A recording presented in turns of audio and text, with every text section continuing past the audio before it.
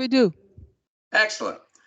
All right, this talk is jumping off the cliff. It's always great in cognitive science to try to open the door. Sometimes that can be a little bit rough. So what I'm going to talk about today is not settled science. It's instead a little bit of an exploration and might ruffle a few feathers, including my own. So I'm here to talk about education. And since education, learning, are a central aspect of advanced higher order cognition, one would think that cognitive science would play a role in helping to design this. There's been a tremendous amount of work in cognitive science in the last 50 years, much of it solidly overturning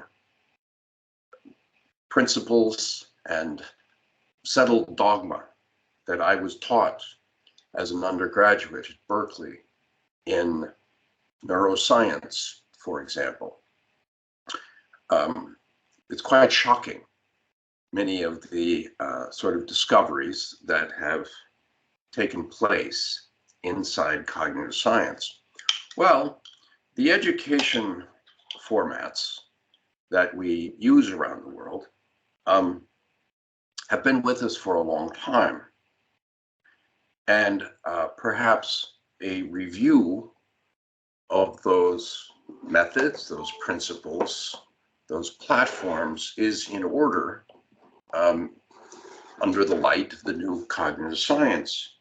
Now, it doesn't have to be cognitive science that shows the way. There's an awful lot of discussion all over the world in many different disciplines and in the popular sphere about the nature of education and what to do about it. So much of this discussion is quite negative.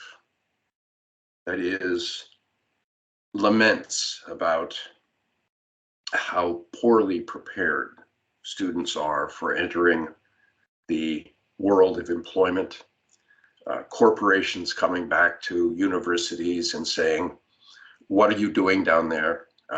We have to teach them everything when they arrive. Students themselves coming back and saying, well, we're not really sure why you did it that way. And an awful lot of actual big data science assessment of what people have actually learned, right? One of the things that's quite established by now is what lectures are good for. So this is a lecture. What is a lecture good for? I should ask myself the same questions that I'm asking the world. And what we find is lectures can be quite good for inspiring people. You see a TED Talk and you think, wow, that's an interesting subject. I'd like to pay some attention to that. Maybe you do a little blending of the person giving the lecture and yourself, and you say, someday I'm going to be working in a field just like that. So they can be inspiring, motivating. But when you actually test what people learn in a lecture, that is, 2 weeks later, what can they remember? The answer is really abysmally little, even for a lecture that they claim to have enjoyed and to have been impressed by and to have understood. But if you ask them, well, what was it you understood? Very little actually survives in memory or in practice. So I won't go through the long list of homework, tests, reflective essays, final exams, grades. Let's just recognize that we're in a moment where, at least in the United States, all of our institutions are asking us to rethink teaching. How about a little flipped classroom, breakout rooms? The pandemic forced changes in a lot of educational presentation that might never have happened but just had to happen. All kinds of things that we said we couldn't do, suddenly we were doing within 3 weeks. So let's take an example of education. And I'm speaking here about second language learning in the United States. It's something I study, and it's something I've been through. I've studied second languages in the United States. And one of the things cognitive science would tell us is that they have ideas about second language acquisition because there have been studies. And something that assessment would tell us is certainly the case. In the United States, the standard methods of teaching a second language are extremely unproductive. We have people coming out of, 3 years of high school French who cannot go into a French restaurant and ask for a table of 4 and cannot pronounce. I'm not speaking about the Europeans, where you're often embedded in different kinds of communities. But in the United States, what we do is we start very late. So people don't start learning a foreign language in the United States until they're in junior high school or high school, 13 or 14. All cognitive scientists will say there are individual differences, and some people can learn languages that late, usually if they've learned a couple of others, but this is statistically the least good time to start teaching someone a second language. They should learn it when they're young, of course. And the focus in high school here is you memorize word lists and you memorize rules, vocabulary, and grammar. You learn how to conjugate a verb in the preterite. You learn to memorize various kinds of verbs. No problem. The teaching is driven by the need to scale. If you really wanted to teach somebody Spanish, you would teach them Spanish the way I learned Spanish. I was raised on the coast of San Diego, 12 miles, 14 kilometers, or 18 kilometers from the Mexican border. Half of my friends were native in Sonoran Mexican, and that's where my sound pattern and all of my interaction comes from. One-on-one conversations with other young children and their parents. But you can't provide a nanny or a tutor in Spanish to every baby. So what do? Well, you make a classroom. And you have people do things offline. They memorize offline, they read books. But now we need to assess whether or not they are learning. So by the way, of course, how to assess whether or not someone can handle another language. You just talk to them in that language. If you wanted to know whether or not I can speak French, you would say, bonjour, Marc. And I would say, comment ça va? And off it would go. And that would be an assessment. But that doesn't scale, especially since in the United States, an awful lot of the language teachers are not native speakers of that language. So what do? You make a quiz, and they take the quiz. Or you have them write something, and you correct that. And this presupposes that command of a language is command of words and rules, words and grammar. But if you look at a cognitive science approach to this, what you would see is an absolute emphasis that this has to happen early, not late. So whatever you do, it should happen early. And it should follow what are now called the 4 E's of cognition, although these comments have been around for a long time. For example, human beings have bodies, brains run bodies, people learn in environments where they're using their bodies. And just look at how every child learns a language, running around, doing things, reaching out for the cup, saying, me, milk, mommy. The body is engaged in the learning of the language, and other people's bodies too. So the child wants to be lifted, it will raise up its hands. The parent will reach down and pick up the kid and say, oh, you want to be picked up, right? So it's the bodies are right there because, of course, language is constantly referring to bodies and what they can do. Contrast this embodied emphasis and early emphasis with classroom, where bodies are pretty much, it's late, bodies almost don't exist except as nuisances, and it's extremely infrequent, right? You might go to French class for a total of 4 hours a week, 45 minutes a day, and not at all on the weekend.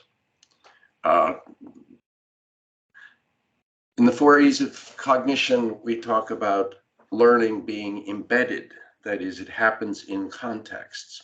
And of course, this is indispensable for language. A sentence, what does a sentence like, I can help you with that now by looking here, mean? Well, if you're trying to figure it out from words and rules, you're going to have a very hard time because it's full of deictics and indexicals. In the moment, it's going to be abundantly clear when someone says to you, I can help you with that now by looking here, because you know what the I is, you know what the you is, you are embedded, so you know what we mean by help. There's a little story here of assistance, that, now, here, what do these things mean? If this is recorded, for example, in a video about how to repair your computer, and the person says, now I need you to open the computer, now does not mean the moment of utterance. It means the moment at which you hear it. So the now can mean very, very different things. And here can mean very, very different things. When you're in the situation, language is set up so that these things are very clear. And this is a general principle across language. Of course, when they're not, we have repair procedures. But the repair procedures also refer to the environment. So what you get is, in cognitive science, you need constant culture while someone is learning language, and culture of the sort to which the language refers, constant context, material affordances. This is a very well-known studied area in cognitive science, material affordances. The environment will present you with opportunities. So if you see a door handle, you think you can turn it, right? And language comes up for exactly that door handle. In the presence of the affordances of your environment, you're immersed. And it's also quite personalized. It's not a one-size-fits-all learning experience. It's inactive. Cognitive science would say people learn by doing. When they think partly by doing, your body is built to think in action with what you're trying to accomplish. And the last one, of course, is extended.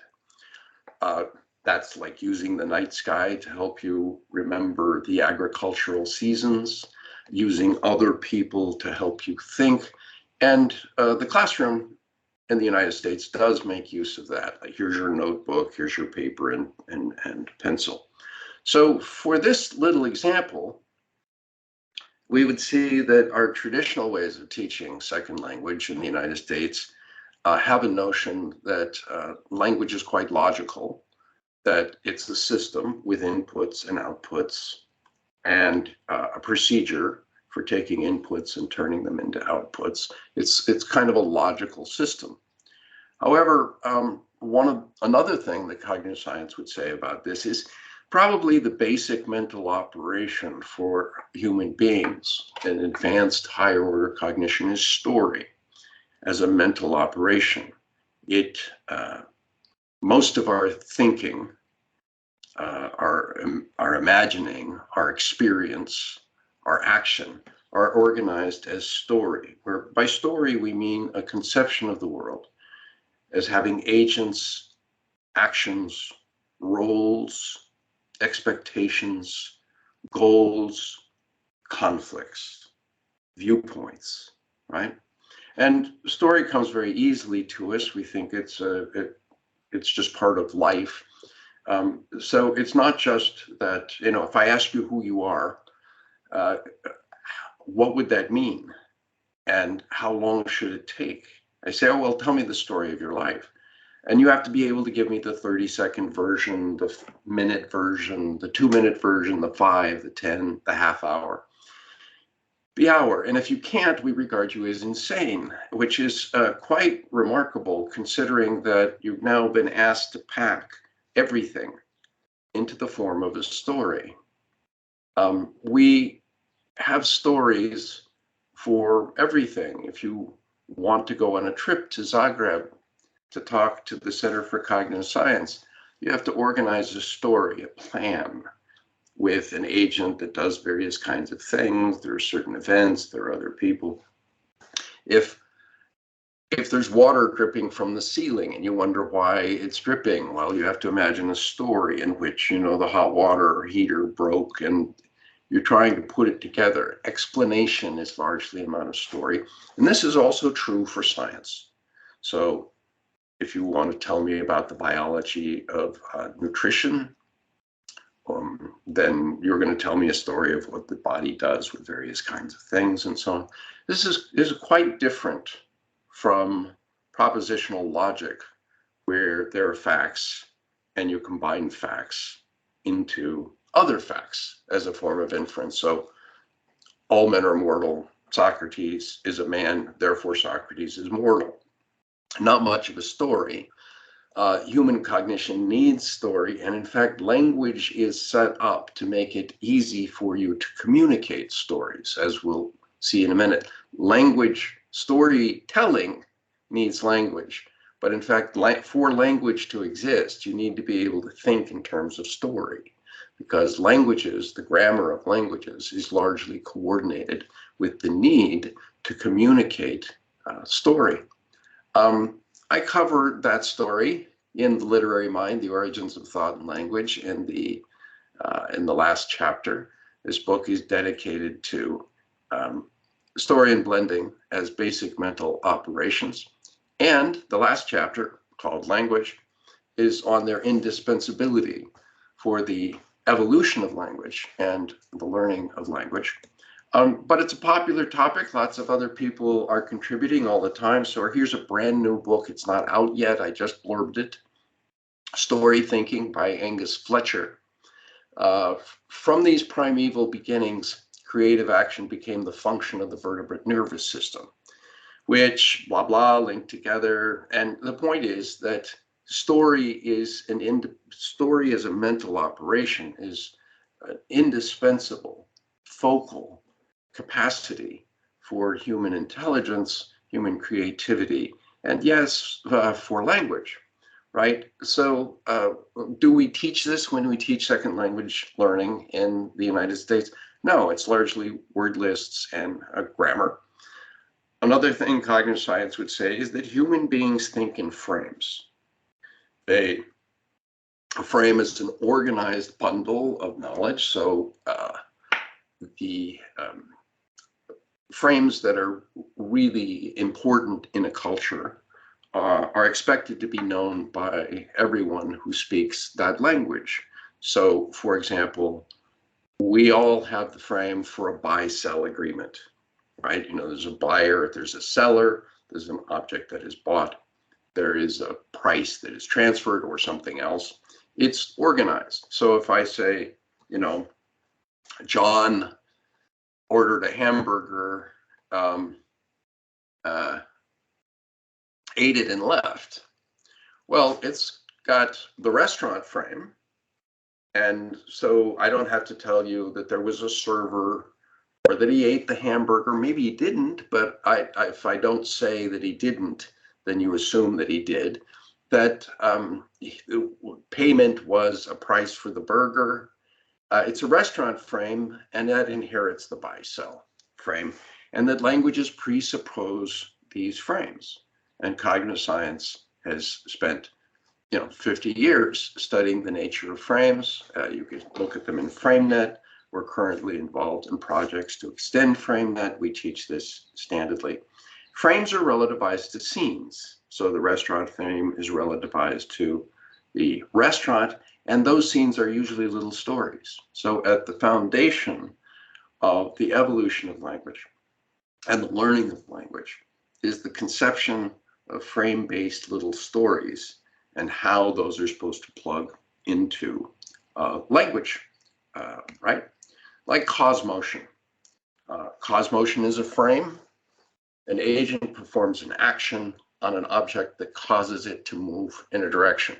And a word like throw, a verb like throw, is inherently a caused motion verb.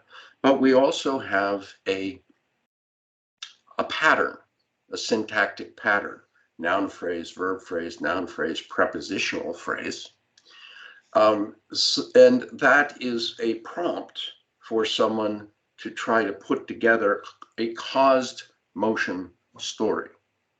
So if I say he floated the boat to me, float is not inherently a caused motion verb. Something can float and not move at all. It certainly doesn't imply, float doesn't imply an agent that performed an action on an object causing it to move in a certain direction. But if I say he floated the boat to me, the syntax prompts for a certain kind of story. And you all understand that as he did something, you don't know what. Maybe he pushed it with a stick, maybe it's remote control, who cares? But the float comes from the manner of the action of the caused motion, not from the action that the agent took. But you're not bothered by that at all. You put together a little story. And there are lots of these all over language. They tend to be the basic causal structures of any language. They're not that all languages are the same, but for instance, all the languages I study have a cause motion construction. They also have a relative. If I say Mary painted the wall white, I don't mean, or you don't think I mean, that she painted it although it was white. She painted it because it was white. She painted it although she was white, right? No. You know that in this syntax, an agent performs some action and you don't know what it is. Perhaps she hired painters. Perhaps she used a spray gun. Perhaps she did it with a cloth, maybe with a brush, but you don't know. Somebody did something with the consequence that there was a result for an object, right? And these things can be extended metaphorically. These are really basic to language. So a cognitive science view would be, hey, let's just make certain people master these clauses and know what's happening and just stick with that for a while. And let's do it when they're 3, right? Transitive, ditransitive, there's a ton of work on all these kinds of things in cognitive science. You can just go to markturner.org and ask me any questions. I'll send you references. Cause motion, I won't go through it, but here's this kind of analysis. Whenever you have a noun phrase, a verb phrase, noun phrase, prepositional phrase, you have a story for cause motion, and things can be dropped in, and you know how to integrate that, and it can be really quite creative. As Adele Goldberg says, Paul sneezed the napkin off the table. Sneeze is a great example of an intransitive verb, but when put into this syntax, you know you're supposed to come up with a cause motion story. Junior sped the car around the Christmas tree. You don't know what he did. The speed comes not from what Junior did. It comes from the manner of the motion of the caused motion, right? So different things can be dropped into this syntax as a prompt for caused motion. Notice this is framing and blending. to key research areas in cognitive science of the last 20 years. Here's for cause motion more elaborately. And what I mean by this is exactly that human beings, to acquire a language, have to have this template in their heads, and they do. And you can test for it and show that they have it. When they command the language, it's because they can do this kind of thing dynamically. This kind of thing, training in this kind of thing, is not part of our curriculum. Here are references. It's a similar story for the resultative, like I boiled the pan dry. Does not mean I boiled. Does not mean I boiled the pan. What it means is that I performed some action with the result that the pan became dry. Now, how does someone learn that clausal structure, right? Can be extended. Roman imperialism made Latin universal, right? Roman imperialism is not an agent. Latin is a very strange kind of object, and universal is a really odd result. Doesn't matter. People will put those things together because they have the resultative clausal construction, and they are able to blend at the conceptual level, right? So ditransitive, Mary poured Bill some wine. Did he drink the wine? Notice I didn't say he did, but most people think he did. And if I don't want you to get that, then I have to deracinate it. I have to say Mary poured Bill some wine, but he didn't have time to drink it, right? This is a little story. It is a frame-based story relativized to a scene.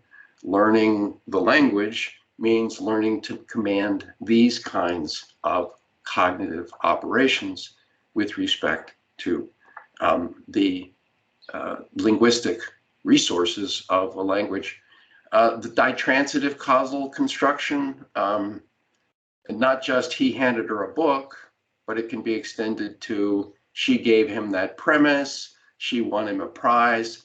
You can even, the ditransitive is about transfer of something from somebody to somebody else. Paul handed her a book. But notice, under blending, you can take even negative things like deny or refuse and pull them in as verbs. And now it means something wasn't transferred. She denied him that job. She refused him that courtesy, which means use the ditransitive scene, but a negative verb, and put them together in such a way that you get a blended story where there is no transfer, but you can still use the ditransitive because it's a great resource to call it to construct that story. Slide me a bass trombone does not mean, send it along the floor, although it could. This is where you get not the object, but the benefit. Slay me a dragon doesn't mean bring me a dragon. It means I need a dragon slain as a favor to me. Similarly, for slide me a bass trombone, you are operating the trombone, and I am enjoying the fact that you are playing this music. So a cognitive science approach to language learning would make it early, follow the 4 E's of cognition, would train people in story, make certain that whatever they're doing is trying to communicate a story. It would teach constructions.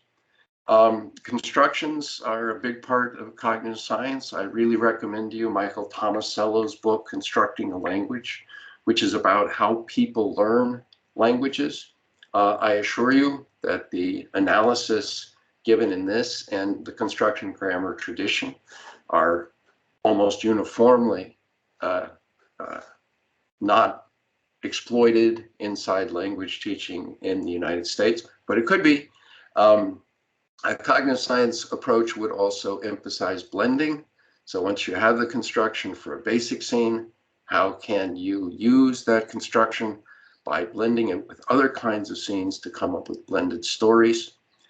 And this is really important because the central problem of language is essentially blending. That is, you have to have a limited amount of linguistic resources that can be used for anything, for almost an infinite amount of meaning.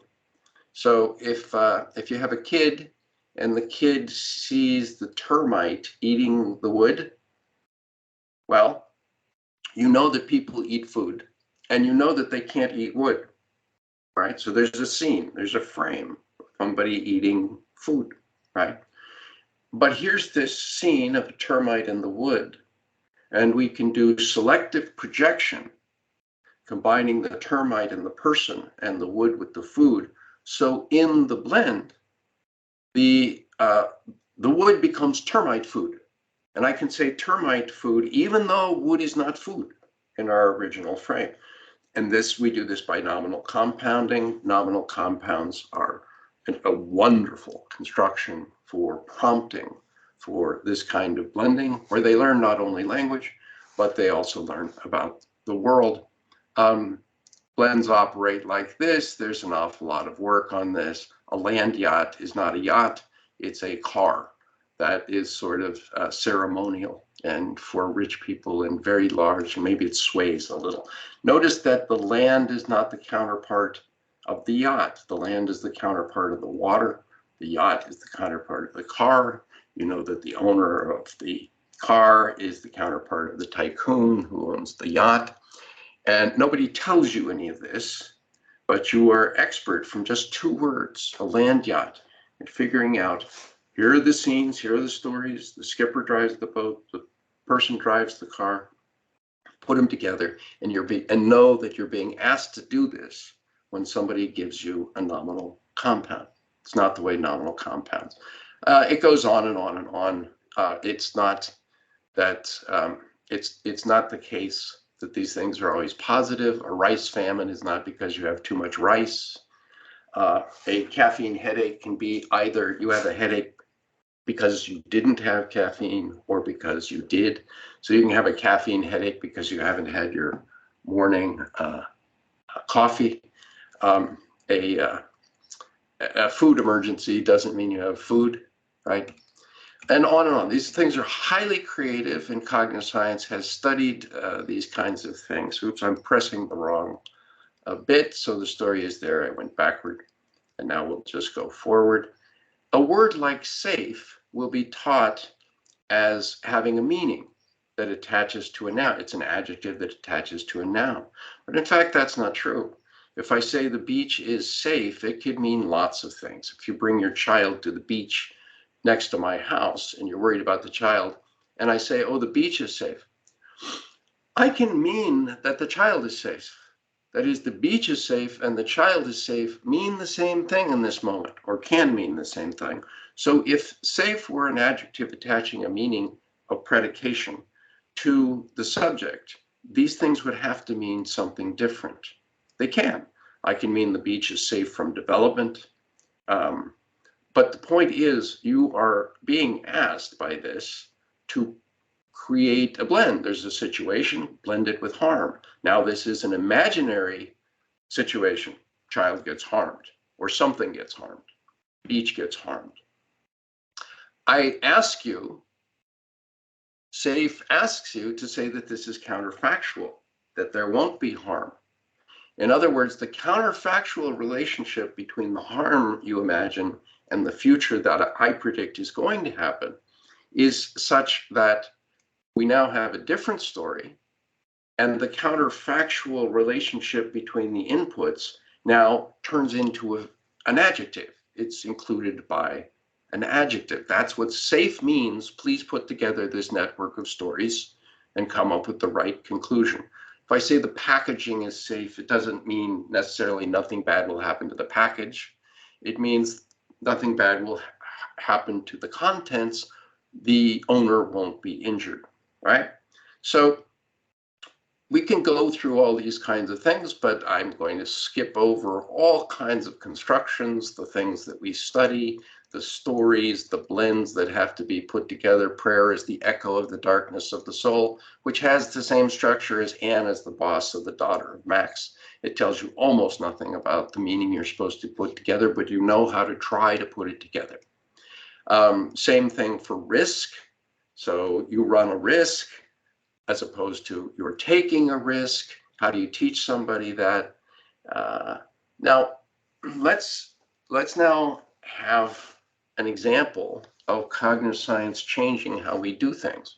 In cognitive science, one of the things that you hear all the time is that if you want If you want a child to grow up and be very functional and capable, you talk to the baby all the time, long before the baby can talk. So you'll see childcare providers taking the kid in the stroller. Oh, look, Billy, the cookie store is open.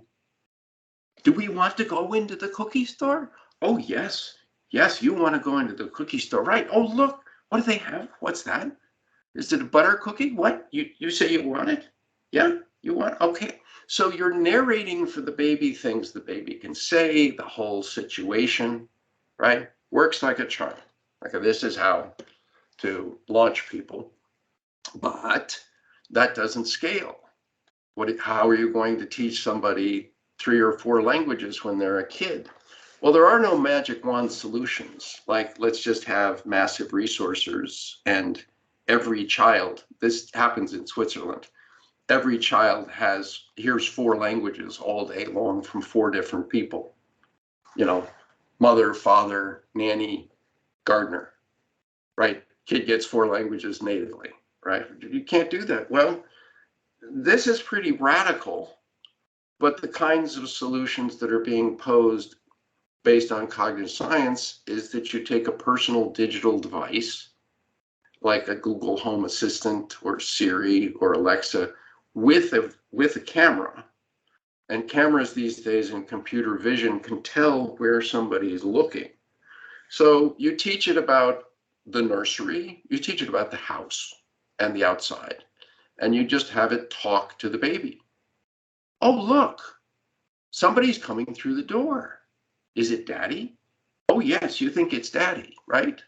This is within our technological competence now. I work in Red Hen Lab. These things can be demoed, and you could do it with 4 different voices in 4 different languages. Now, that might be bad, and we know the downsides, and we could talk about the ethics and things like that. But this is a learning and teaching platform and situation that would be trying to use some of what cognitive science says about how people learn, right? How could we make it scale economically? There are lots of problems in education that I could have gone through. Lectures, 4E, motivation. How do we motivate people? Usually in teaching, we tell them you'll need this later. So in mathematics, why am I learning this? Because you'll need it later. You understand, I love mathematics. I have a BA and an MA in mathematics from Berkeley. Great distinction. I won the undergraduate research award. Love mathematics. But most of the teaching of mathematics gives people almost no motivation. They don't know what it's for. The forgetting curves on mathematics are spectacularly bad. And part of this is because it doesn't fit the 4 E's of cognition at all. The people in the class are passive rather than active. They're sequestered rather than embedded. It's usually one size fits all versus personalized. And one of the biggest problems is we want to know if somebody is learning, so we have to assess. And if you look at the kinds of assessment that human beings are built for in their environment of evolutionary adaptation, you don't see them. Instead, what you see is the invention of homework, essays, tests, time-boxed effort. Can you solve this math problem in 2 minutes? Student versus the professor. Hi, how are you going to get a grade? How do I win? How do I push through? It's kind of odd as a learning environment because usually you learn in the flow of work. Textbooks, templates, and rubrics, which are there for assessment and offline scaling. It's not clear what relationship they have to actually learning in the sense of being more functional, being able to do things. Of course, human beings are marvelously capable, and the cognitive scientist will say, well, if you set up these kinds of artificial assessment, what you'll get is cheating. What you'll get is people learning for the test, because actually what we know is somebody is good in school. What does that mean? It means they're good in school. It means that they can succeed in school. Does it mean that they can do anything else? Not so clear. Lots of anxiety, stress, lack of creativity, which is just exactly what you don't need if you want somebody learning something. So how did we get here? I don't have time to go through it, but the main thing I want to say is that a tremendous amount of the paraphernalia of education that we use, that I use, that I've used all my life, I've won teaching awards, mentoring awards. I am part of this tradition. If there's a teaching method that's traditional, I have used it, and I've used it a lot, right? Well, a whole lot of that is actually quite recent. Not only since the 19th century, but many of the things that I would have thought sort of been here forever were really invented in my lifetime in the 1960s.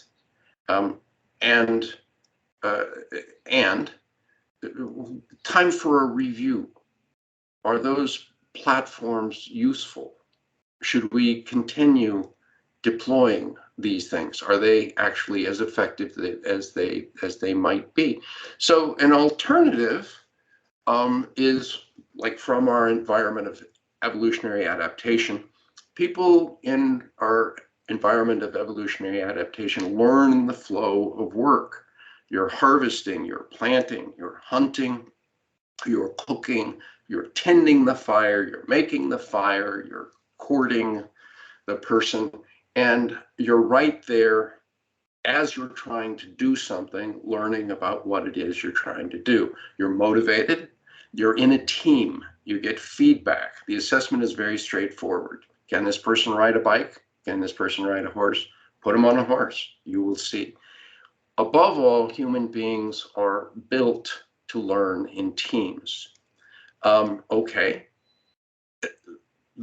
people learn in stories, and what they learn are stories with roles, teams, arcs, goals, flexibility in the story. Stories survive in memory in ways that other things do not, and blending for creativity. So if you want someone, for example, to learn about something, you can, this is just one example, you can say, well, why don't you teach other people how to learn this thing? Let's make an app, and they can have it on their phone for how to learn this thing, like Duolingo, and let's put into it teams, connection, feedback, learning in the moment of work. So as you're walking down the street, the thing is geotagging all the buildings. You go by the coffee shop, and it says to you right then, in the language you're trying to learn, oh, here's a coffee shop. Would you like to go in? And you say to it, well, what do they sell there? And it tells you the kinds of coffees. You're having a conversation in the language, in the moment of learning, right? It's trying to use the 4 E's and stories, you're motivated, and constructions. This is not weird. This is now within our technological grasp. Red Hen Lab has put together such a thing. Now, this is not to say that various kinds of traditional things, so I'm almost done here, like memorizing or solitary reflection, or in fact thinking about something and writing it down, or auditing tools like, wait, I think I can conjugate the passé simple in French for all kinds of different verbs, including irregulars. So let's just check. And I recite, I think, I audit. That all of these things have a place in learning, but they're kind of subsidiary, right? Memorization is a very good one for certain kinds of things. You know, the International Spelling Alphabet, Alpha, Bravo, Charlie, Delta, Echo, Foxtrot, Golf, Hotel, India, Juliet, Lima, you know, and on and on and on. It's good to lay some of those things down. They can help. And in your environment of evolutionary adaptation, these things were used, but they're used as very secondary props for the main event. So in a learning environment based on cognitive science, these kinds of things would be ancillary, not basic, right? So given the state of education, and as I said, I'm jumping off a cliff here. I'm a product of the state of education. I have used its traditional methods in all fora. But given the report on the success of education in our time and the great laments about the state of education and the real evidence of the inefficiencies and losses of education, I come to the conclusion that perhaps it's time for cognitive science to have a crack at designing this. Not a bomb thrower, but if you were to think about educating as a goal, learning as a goal, and you were a cognitive scientist, how would you put it together? And that's a project that I'm working on now. I'm designing classes. One of the things that leads me to design a different education platform is I work with lots of people who have large network worldwide, and these people often do teaching outside the university. That is, they consult with corporations, with groups, engineers, software engineers, teams, sailing teams, all kinds of things. And so I have been interviewing them. I have about 50 interviews by now. And one of the things you find is that when they work outside the university, these people who are insiders, very distinguished in the university, but when they have the opportunity to work somewhere else, they don't actually use the traditional methods. They use different methods, and you ask them why, and they say, well, because these are successful, right? And so this has motivated me to interview these people. I'm putting together a book that includes a lot of those interviews. I'm trying to redesign some classes that I'm doing inside the university. And this is not in a way to criticize or lessen the honor of the great traditions of education that we have all been trained in and that we have all used, but to recognize that they're very recent. In many cases, they're very arbitrary, and that scientifically, it's time for a review, and a review where we learn by actually trying to build an alternative. That's how science moves forward. Thank you very much.